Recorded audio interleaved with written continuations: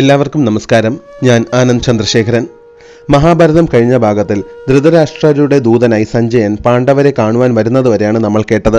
നമുക്കിനി മഹാഭാരതം ബാക്കി കേൾക്കാം. ധൃതരാഷ്ട്ര മഹാരാജാവിന്റെ സന്ദേശം സഞ്ജയൻ പാണ്ഡവരെ അറിയിച്ചു.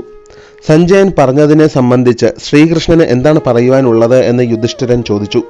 കേശവൻ പറഞ്ഞു, സഞ്ജയ, പാണ്ഡവർ എന്നും സൗഖ്യമായി സർവൈശ്വര്യത്തോടെയും കഴിയണമെന്ന് ഞാൻ ആഗ്രഹിക്കുന്നു.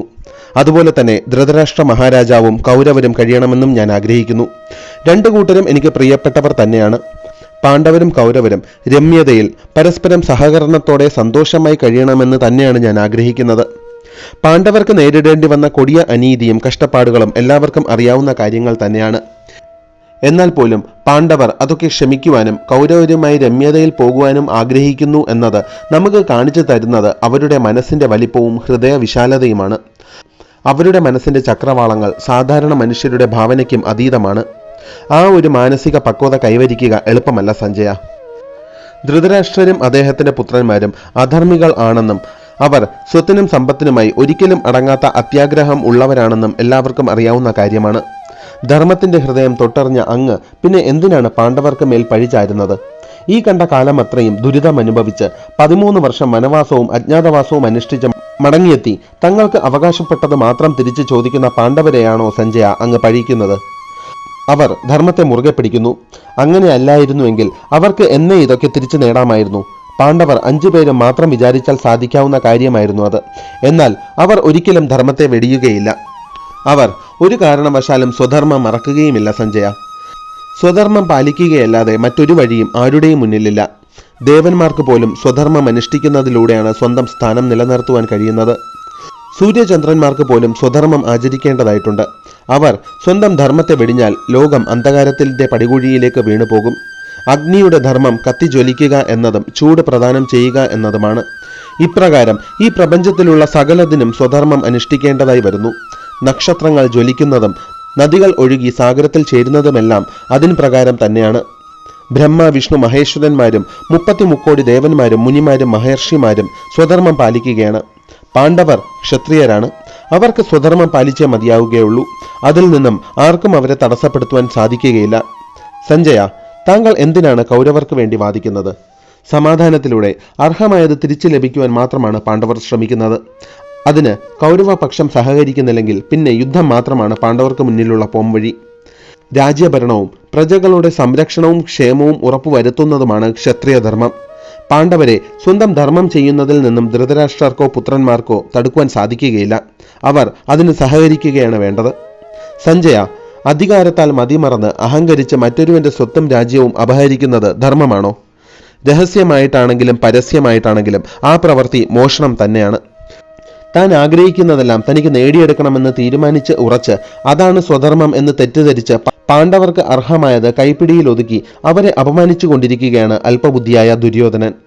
കുരുവംശത്തിന്റെ പ്രൗഢഗംഭീരമായ രാജസഭയിൽ വെച്ച് ദ്രൗപദി അപമാനിക്കപ്പെട്ടപ്പോൾ മൗനമായി അത് കണ്ടുനിന്ന വീരന്മാരുള്ള കൗരവപക്ഷത്തിന്റെ ദൂതനായി അല്ലേ സഞ്ജയ അങ്ങ് ഇവിടെ വന്നിരിക്കുന്നത്? അന്ന് ഏകവസ്ത്രധാരിയായ ദ്രൗപദി ഒരു സ്ത്രീയും അപമാനിക്കപ്പെടുവാൻ പാടില്ലാത്ത അത്രയും നീചമായി അപമാനിക്കപ്പെട്ടു. അവൾക്ക് വേണ്ടി അന്ന് സംസാരിച്ചത് വികർണനും വിദുരരും മാത്രമായിരുന്നു. കൺമുന്നിൽ നടക്കുന്ന മഹാപരാധം കണ്ടുനിന്നു സഭയിലെ വീരന്മാർ. ആ കൊടിയ അധർമ്മം നടക്കുമ്പോൾ അത് തടുക്കാത്ത ധൃതരാഷ്ട്രരാണ് ഇപ്പോൾ താങ്കളെ പാണ്ഡവ സമക്ഷത്തേക്ക് ധർമ്മത്തെപ്പറ്റി പറയുവാൻ അയച്ചിരിക്കുന്നത്. അന്ന് അപമാനിതനായി നിന്ന ദ്രൗപദി ധൃതരാഷ്ട്രരോടും ഭീഷ്മരോടും ദ്രോണരോടും സകലരോടും അഭ്യർത്ഥിച്ചു അവളെ ആ അവസ്ഥയിൽ നിന്നും രക്ഷിക്കുവാൻ. അപ്പോൾ കർണൻ പറഞ്ഞു, ഹേ ദ്രൗപദി, നിനക്ക് മുന്നിൽ മറ്റ് വഴികളൊന്നും തന്നെയില്ല. പാണ്ഡവർ അടിമകളാണിപ്പോൾ. നീ മറ്റാരെങ്കിലും ഭർത്താവായി കണക്കാക്കിക്കൊള്ളുക. കർണന്റെ വാക്കുകൾ അവന്റെ അസ്ത്രങ്ങൾ പോലെ തന്നെ മൂർച്ചയേറിയവയും ആഴത്തിൽ മുറിവേൽപ്പിക്കുന്നവയുമായിരുന്നു സഞ്ജയ. അത് വന്ന് തറച്ചത് പാണ്ഡവരുടെ ഹൃദയത്തിലാണ്, ആത്മാഭിമാനത്തിലാണ്. ആ മുറിവ് ഒരിക്കലും ഉണങ്ങുകയില്ല. ചൂതുകളിയിൽ തോറ്റ് രാജകീയ വസ്ത്രങ്ങൾ ഉപേക്ഷിച്ച് മരവുരി ധരിച്ചു നിന്ന പാണ്ഡവരോട് നീചനായ ദുശാസനൻ പറഞ്ഞു, പാണ്ഡവരെ, നിങ്ങൾ ഷണ്ഡന്മാരാണ്. പൗരുഷം നഷ്ടമായി നിൽക്കുന്ന നിങ്ങൾ ഉപയോഗശൂന്യമായ വിത്തുകൾ പോലെ ഏറെ നാൾ കഴിച്ചുകൂട്ടേണ്ടി വരും ഈ ഭൂമിയിൽ. ചൂതുകളിയിൽ സകലതും നഷ്ടമായി നിന്ന പാണ്ഡവരോട് ഗാന്ധാരരാജനായ ശകുനി പറഞ്ഞു, ഇനി നിങ്ങൾക്ക് പണയം വയ്ക്കുവാൻ എന്തുണ്ട്? നകുലനെയും പണയം വെച്ചു കഴിഞ്ഞു. ഇനി നിങ്ങൾക്ക് ദ്രൗപദിയെ ഒഴിച്ച് ബാക്കി എന്തുണ്ട് പണയം വയ്ക്കുവാൻ? ഹേ സഞ്ജയ, ഈ വാക്കുകൾ അവ ഒരിക്കലും പാണ്ഡവർ മറക്കുകയില്ല. കാട്ടുതീ പോലെ അത് കത്തിക്കൊണ്ടിരിക്കുകയാണ്. ഒന്നും പാണ്ഡവർ മറക്കുകയില്ല സഞ്ജയ. അവർ കൗരവരോട് ക്ഷമിക്കുമായിരിക്കാം, എന്നാൽ ഒരിക്കലും ഒന്നും മറക്കുകയില്ല. സഞ്ജയ, ഞാൻ നേരിട്ട് ഹസ്തിനപുരിയിലേക്ക് പോവാം. സമാധാനത്തിനായി ഞാൻ ധൃതരാഷ്ട്രരോടും ദുര്യോധനനോടും കൗരവ പക്ഷത്തോടും സംസാരിക്കാം. ഏത് വിധേനയും യുദ്ധം ഒഴിവാക്കുവാൻ കഴിഞ്ഞാൽ അതിൽ പരമൊരു ഉചിതമായ കാര്യം വേറെയില്ല. പാണ്ഡവരുടെ താൽപ്പര്യത്തെ ഹനിക്കാതെ കൗരവരുമായി സമാധാനം സ്ഥാപിക്കുവാൻ കഴിയുമോ എന്ന് ഞാൻ ശ്രമിച്ചു നോക്കട്ടെ. അതിന് സാധിച്ചാൽ ഞാൻ കൗരവരെ രക്ഷിക്കുന്നത് സാക്ഷാൽ കാലപാശത്തിൽ നിന്നും തന്നെയായിരിക്കും. ഞാൻ ഹസ്തിനപുരിയിൽ ചെന്ന് അവരോട് സംസാരിക്കാം. ധർമ്മത്തിന്റെ പൊരുൾ അവർക്ക് മനസ്സിലാക്കുവാൻ സാധിച്ചാൽ നല്ലത്. എന്നെ അവർ സ്വീകരിക്കുമെന്നും ഞാൻ പറയുന്നത് കേൾക്കുവാൻ അവർ മനസ്സ് കാണിക്കുമെന്നും ഞാൻ പ്രതീക്ഷിക്കുന്നു. അങ്ങനെ അല്ലാത്ത പക്ഷം ഗാന്ധീവമേന്തി ദേവദത്തം മുഴക്കി അഗ്നിദേവൻ സമ്മാനിച്ച സ്വർണരഥത്തിൽ അർജുനൻ യുദ്ധത്തിനിറങ്ങും. അവന്റെ കൂടെ കൗരവരുടെ 11 അക്ഷൗഹിണി വിചാരിച്ചാലും തടഞ്ഞു നിർത്തുവാൻ കഴിയാത്ത ഭീമസേനനും കാണുമെന്ന് ഓർക്കുക.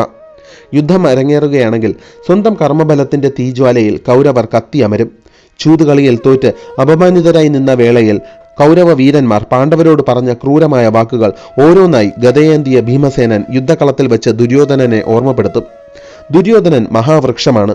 കർണനാണ് ആ വൃക്ഷത്തിന്റെ തടി. ശകുനിയാണ് ശാഖകൾ. ദുശാസനൻ ആ മരത്തിലെ പൂക്കളും കായ്ക്കളുമാണ്. അജ്ഞാനിയായ ധൃതരാഷ്ട്രരാണ് ആ മരത്തിന്റെ തായ്വേര്.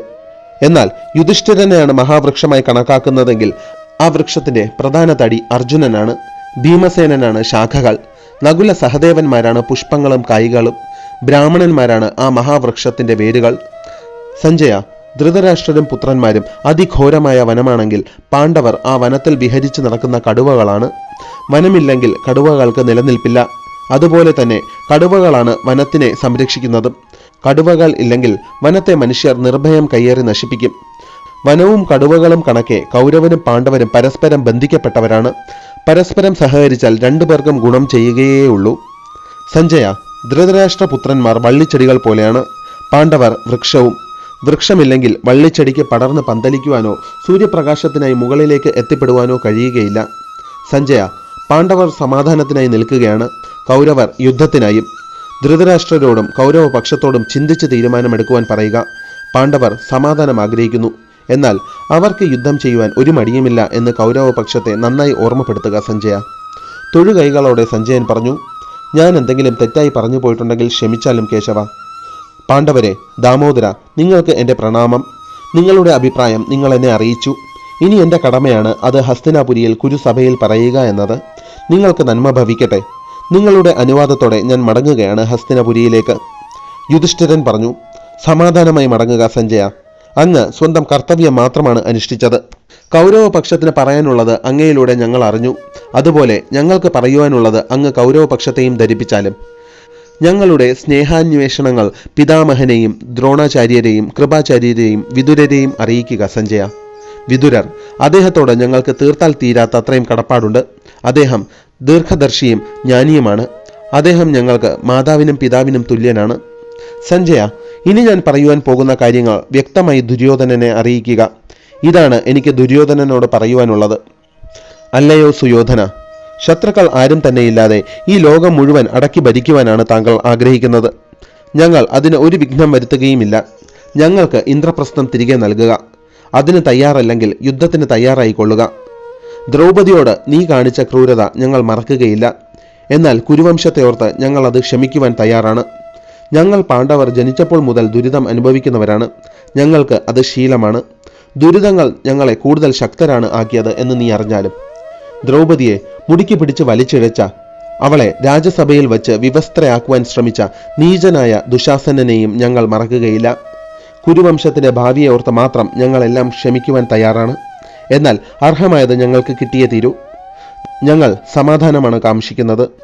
ദുര്യോധന, ഞങ്ങൾ പാണ്ഡവർക്ക് 5 പ്രദേശങ്ങൾ വിട്ടു നൽകിയാലും കുശസ്ഥലം, വൃഗസ്ഥലം, ആസന്തി, വാരണാവതം, പിന്നെ നിന്റെ താല്പര്യം പോലെ ഏതെങ്കിലും ഒരു പ്രദേശം.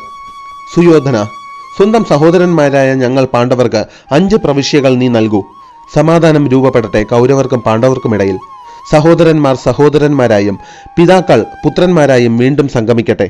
സ്നേഹത്തോടെ പാഞ്ചാലദേശം കുരുവംശവുമായി കഴിയുമാറാകട്ടെ. യുദ്ധത്തിൽ ആരുടെയും ദേഹം മുറിഞ്ഞ് ചോര പൊടിയാതിരിക്കട്ടെ. സന്തോഷമായി സമാധാനമായി നമുക്ക് ഒന്നിച്ചു കഴിയാം ദുര്യോധന. സുയോധന, ഞാൻ സമാധാനത്തിന് ഒരുക്കമാണ്, യുദ്ധത്തിനും ഒരുക്കമാണ്. ധർമ്മത്തെ സംരക്ഷിക്കുവാൻ ഞാൻ ശാന്തനായി പെരുമാറുകയാണ്.